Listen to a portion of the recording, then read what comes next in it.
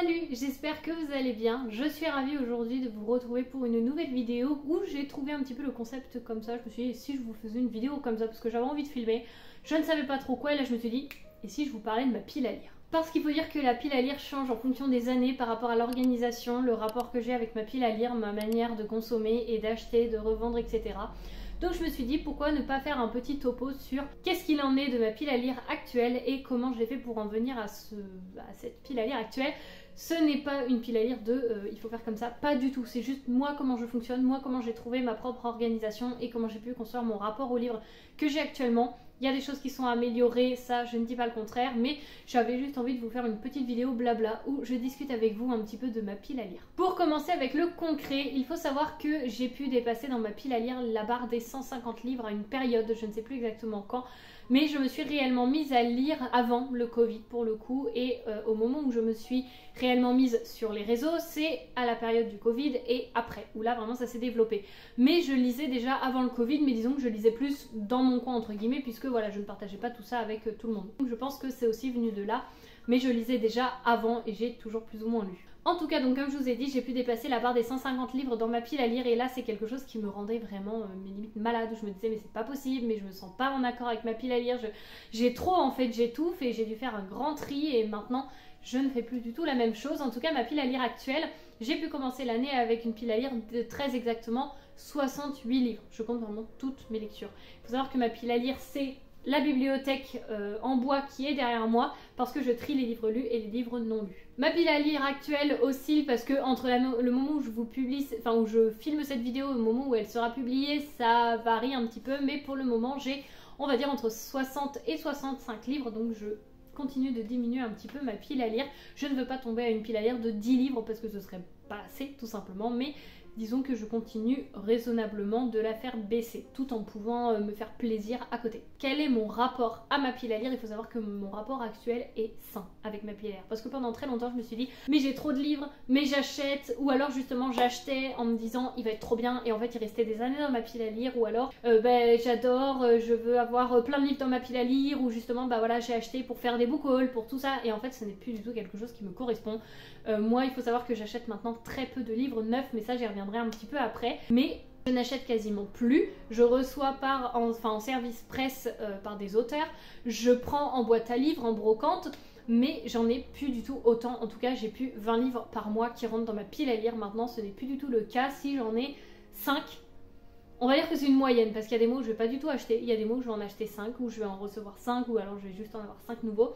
Il y a des mois où ça va être un peu plus, il y a des mois où ça va être un peu moins, mais on va dire que 5 par mois, c'est à peu près une moyenne. Et maintenant, c'est-à-dire que j'aime le rapport que j'ai avec ma pile à lire, tout simplement parce que c'est un rapport où je me dis en fait chaque livre, si je lis le résumé actuel, je n'ai plus de tri à faire dans ma pile à lire. C'est-à-dire que plusieurs fois je me suis dit vas-y je vais faire un tri dans ma pile à lire. Et j'ai pas de tri à faire en fait, parce qu'à chaque fois que je regarde les résumés ou alors que je vois les livres, je me dis mais en fait ça c'est des livres qui m'intéressent vraiment et que j'ai envie de lire. Et alors vous allez peut-être vous dire sur 68 livres il y en a quand même au moins un qui doit pas t'intéresser. Et ben en fait non, parce que c'est vraiment des livres que je me dis à un moment donné les thématiques me plaisent, les thématiques m'intéressent toujours autant, sinon les livres serait parti. Je vous ai d'ailleurs fait une vidéo à ce sujet sur si ces livres ne sont pas lus fin 2024, ils virent. Vous pouvez la retrouver juste ici, dans le petit i.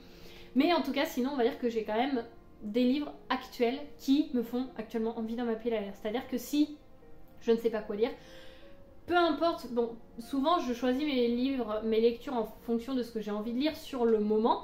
Mais admettons que là je ne sais pas quoi lire, je n'ai pas de thématique, je peux prendre n'importe quel livre de ma pile à lire sans me dire oh non lui il m'intéresse plus trop, peut-être un autre jour. Non, tous les livres que j'ai actuellement m'intéressent et me font toujours de l'œil, on va dire. Pour ce qui est de mon organisation de ma pile à lire, donc déjà vous pouvez voir en fait qu'elle est triée par couleur et dans cette bibliothèque là, mais également j'ai donc dans mon cahier, enfin dans mon carnet, parce que ça c'est mon carnet pour tenir à jour mes vidéos YouTube qui n'est plus très à jour actuellement, mais bon passons, j'ai pu sur des grandes fiches noter ma pile à lire. Les livres surlignés c'est les livres qui sont lus et les livres pas surlignés c'est les livres non lus, et tout simplement ils sont triés en fonction de l'année. Donc là j'ai 2021, tous les livres qui ont rejoint ma pile à lire au fur et à mesure de l'année 2021, 2022, 2023 et 2024. Et comme ça je vois un petit peu les livres qui sont là depuis le plus longtemps dans ma pile à lire. Alors j'ai démarré à partir de 2021, mais par exemple si on prend le premier, Oradour, c'est un livre qui est là depuis un peu plus longtemps. Mais vu que je sais pas depuis quand, je me suis dit on va démarrer en 2021. Donc j'ai pu reprendre tous les livres et savoir à peu près quand est-ce qu'ils avaient été ajoutés à ma pile à lire, ce qui me permet d'avoir un visu de quel livre sont les plus anciens, depuis quand est-ce que je les ai, est-ce qu'il y a beaucoup de livres que j'ai achetés récemment que j'ai pas lus ou que justement en fait c'est des livres que j'ai achetés récemment que je les lis plus. Ça me permet d'avoir, on va dire, une vue d'ensemble parce qu'en fait je les note au fur et à mesure que je les achète. Donc on va dire que c'est vraiment quelque chose qui est tenu à jour et qui me permet d'avoir un visuel au niveau chronologique de ma pile à lire. Ensuite le point de comment, c'est juste un petit point que je me suis dit pour structurer un minimum cette vidéo parce que je n'y ai pas du tout réfléchi. C'est-à-dire qu'il y a 10 minutes je me suis dit et si je filmais une vidéo sur ma pile à lire. Voilà comment cette vidéo est arrivée. Et donc pour comment je construis ma pile à lire et comment j'achète, c'est-à-dire que très souvent quand je vais voir un livre en vidéo, donc si c'est un livre qui revient beaucoup, je vais souvent, c'est ce qui se passe quasiment tout le temps, le prendre en capture d'écran et si au bout de plusieurs semaines il m'intéresse toujours ou si je le vois sur Vinted ou autre, tout d'abord j'essaye vraiment de voir s'ils sont sur Vinted. Si oui, s'ils sont à des prix abordables, je vais voir pour est-ce que c'est raisonnable de l'acheter, est-ce qu'il m'intéresse vraiment, etc. Sinon, je le mets en favori. Et je l'achèterai au moment où j'en trouverai un de prix, on va dire, abordable. Ce qui me permet également de repousser l'échéance en me disant, est-ce que dans un mois, si je ne l'ai toujours pas acheté, est-ce qu'il m'intéresse toujours? Et c'est ce qui s'est passé notamment pour mes derniers achats, où j'en ai trouvé à des prix plus ou moins raisonnables, mais je me suis dit, si je peux encore les trouver moins chers, ce serait pas mal. Et là, j'ai trouvé les deux le même jour, qui avaient été mis en ligne la même journée. Vraiment pas cher, pour 10 € au lieu de 24 € je crois, et en état neuf, donc je me suis dit vas-y là je les prends. Et c'est des livres que j'avais donc dans ma wishlist entre guillemets depuis plus d'un mois, et à ce moment là je me suis dit oui parce que plusieurs fois je suis revenue sur Vinted pour revoir, et à chaque fois ils m'intéressaient, à chaque fois je me suis dit oui j'ai toujours envie de rechercher ces livres. Donc pour moi ça ce sont des achats réfléchis, encore une fois chacun fait comme il veut, chacun appelle achat réfléchi ce qu'il veut appeler achat réfléchi, vraiment si c'est un livre qui nous intéresse depuis par exemple un mois, pour certains ça va pas être assez longtemps, pour d'autres c'est vraiment des achats, c'est pas impulsif ou compulsif mais vraiment des achats sur le moment qui nous font plaisir, oui ça fait du bien, moi aussi c'est ce que je fais, parfois je vois un livre, il m'intéresse et je l'achète, voilà ça arrive, mais c'est vrai que ça m'arrive quand même beaucoup moins souvent. Par exemple si je prends mes derniers achats, il y en a deux que j'avais vus depuis très longtemps et il y en a un que j'ai vu il y a plusieurs années et où je me suis dit il pourrait vraiment être bien, plusieurs années ou plusieurs mois, je ne sais plus du tout, je me suis dit il pourrait vraiment être bien et en fait je l'ai complètement laissé de côté, plus entendu parler, plus rien, et là je l'ai revu dans un magasin, dans une librairie, j'avais vu une librairie, je me suis dit mais je savais pas qu'il y avait une librairie là et si j'allais y faire un petit tour. J'y ai fait un tour et j'ai vu ce livre, je me suis dit allez je me fais plaisir, je l'achète, ça fait longtemps que j'ai pas acheté de livre et tout, j'avais envie de me faire plaisir tout simplement, donc voilà. Après, dans les livres neufs, il y a majoritairement les collections comme les Twisted Tales que là j'achète au fur et à mesure qu'ils sortent, des suites de sagas, des suites de séries, il y en a que je vais vouloir acheter d'occasion, d'autres non, des suites de mangas que je vais acheter au fur et à mesure de leur sortie, suivant aussi les auteurs. Par exemple en ce moment je vais plus être alerte de ce que va sortir l'auteur TJ Klune aux éditions de Saxus, où là je vais précommander pour avoir les livres en version collector, parce que Sous la porte qui chuchote a été un énorme coup de cœur. Il y a d'autres auteurs où je vais un peu plus surveiller les parutions et je vais les acheter peut-être plus sur le tard, c'est-à-dire qu'une fois que je me dis là j'ai lu tous ceux de cet auteur, j'aimerais bien en avoir un autre, je vais me l'acheter. C'est à ce moment-là où je vais acheter plus des livres neufs, c'est quand ce sont des parutions assez récentes. Après, ça peut être aussi par exemple des parutions précises que j'ai envie, avec des collections ou dans des éditions précises. Sinon, hormis ça, je pense que les 3/4 de ma pile à lire, si ce n'est plus, sont des livres d'occasion que je vais lire, qu'on va me prêter, qu'on va me donner, que je vais trouver en boîte à livres, que je vais trouver en brocante, sur Vinted, à Emmaüs ou... voilà. De toute façon, pareil, sur les livres à lire, à acheter moins cher, je vous avais fait une vidéo complète que je vous remets encore une fois dans le petit et dans la barre de description, comme toujours. Je me suis dit, voilà, je me dis ça, ce sont des achats que... Ils sont peut-être faits un peu plus impulsivement quand c'est trouvé en brocante ou quand c'est trouvé à Emmaüs ou en boîte à livres, parce que là je sais pas ce que je vais trouver en arrivant là, ou alors par exemple dans tout ce qui est comme le Bibliovore, où ça va être vraiment chaque livre n'est qu'en un exemplaire à peu près, donc on sait pas en fait en arrivant ce qu'on va trouver. Mais quand c'est sur Vinted, ça va être un peu plus réfléchi parce que je vais cibler mes recherches, donc forcément je vais arriver sur tel livre qui va m'intéresser. Donc au niveau de mes achats, c'est surtout comme ça que je procède, ou dans le sens où voilà, ça va vraiment être ciblé et plus réfléchi comme moi je l'entends. Après, il y a énormément de livres que je lis et que je revends par la suite, si ce n'est quasiment la moitié. C'est-à-dire qu'il y en a comme les Twisted Tales, comme des livres de TJ Klune, comme des livres neufs, comme des livres de certains auteurs que je vais garder. C'est quelque chose où par exemple, je ne vais pas peiner à me séparer de nouveaux livres. Par exemple, là, je sais que j'ai une pile de 4, 5, 6, 7, 8 livres, 9 livres quasiment, que j'ai à mettre sur Vinted.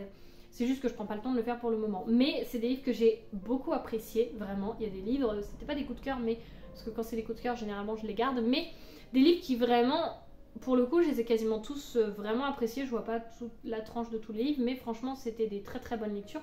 Et pourtant, je m'en sépare parce que voilà, je sais que ce sont des livres que je n'ai pas envie de garder. Et pour moi, un bon moyen de se séparer tout en se refaisant un petit peu d'argent, c'est sur Vinted. Je vends, enfin pour le coup, Vinted, c'est vraiment un site que moi je recommande pour la vente de livres. Ça ne va pas correspondre à tout le monde. Certes, il faut faire du 1 par 1 pour les livres et pareil pour les colis. Parfois, on peut ne pas vendre pendant très longtemps ou autre. Mais en tout cas, moi, c'est le moyen par lequel je procède, Vinted et puis les brocantes quand j'en fais. Mais voilà, tout au long de l'année, ça va être quand même principalement Vinted. Je vous mets comme d'habitude également mon lien Vinted dans la barre d'infos si ça vous intéresse. Les livres sont mis quasiment à rien comme prix. C'est surtout pour m'en débarrasser, sauf certains qui vont être récents, de collection ou autres, bien évidemment. Sinon, pour revenir sur certains petits points, je fais quand même très régulièrement des tris dans ma pile à lire. Je regarde, par exemple, il y a beaucoup de livres qu'on m'a donné là on m'a donné et je me suis dit oui, pourquoi pas. Ou là, on va dire c'était plus impulsif, mais on me les a donnés. Donc c'était soit sur Vinted où je les mettais, soit je les gardais et je les lisais. Rien ne m'empêche de refaire un tri dans quelques mois et de me dire bon bah lui je le garde pas.